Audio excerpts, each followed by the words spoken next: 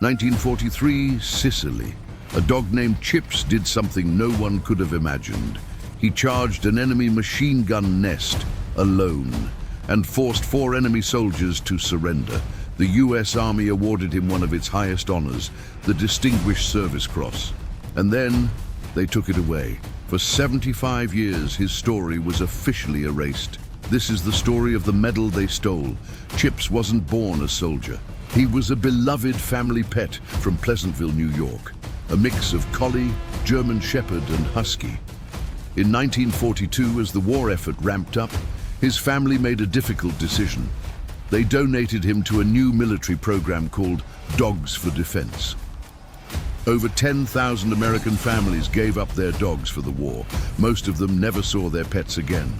Chips was sent to a training facility in Virginia, where he was trained for sentry and guard duty. But nothing in his training could have prepared him for what he was about to do in Sicily. In July 1943, Allied forces launched Operation Husky, the invasion of Sicily.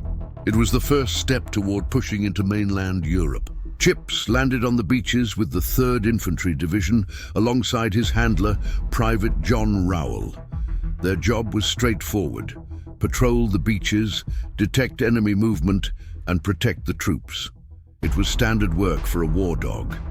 Until one morning, everything changed. It was just after dawn. Chips and Rowell were on patrol near the beach when suddenly the air erupted with machine gun fire. It was coming from a small stone hut about 100 yards away. American soldiers were pinned down, trapped. They couldn't advance, and they couldn't retreat. Inside that hut, 4 enemy soldiers were manning a machine gun nest. Rowell tried to hold Chips back to keep him safe, but the dog's instincts took over. Chips broke free. He charged straight into the line of fire, across open ground, directly toward the enemy bunker. Rowell watched, helpless, certain he was about to see his dog cut down. But Chips made it. He launched himself into the hut. What happened inside, we only know from the Italian soldiers who were there. They later described it as a demon appearing, all teeth and fury, unstoppable. Within seconds, all 4 soldiers stumbled out of the bunker with their hands in the air, surrendering to a dog. Chips emerged moments later, wounded but alive. He had a gash on his scalp and powder burns on his coat. Private Rowell rushed to his side. He would later say, "Chips saved my life. He saved all of our lives." That single heroic act broke the enemy's position, allowing the American advance to continue.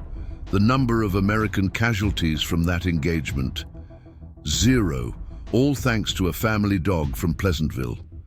News of the dog's bravery spread like wildfire.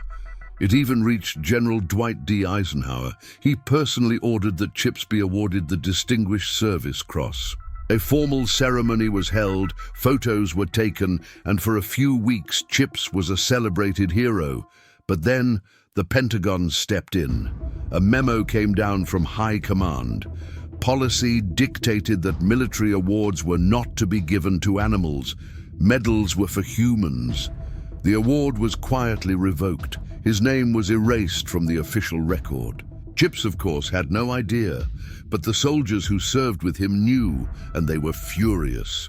Private Rowell tried to fight the decision, but it was no use.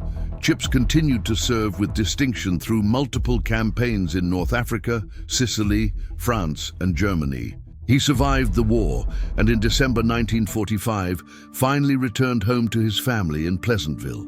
They said he was different, quieter, more alert. Just 7 months later, Chips passed away, likely from complications related to his war injuries. His incredible act of bravery and his revoked medal became a forgotten footnote in history.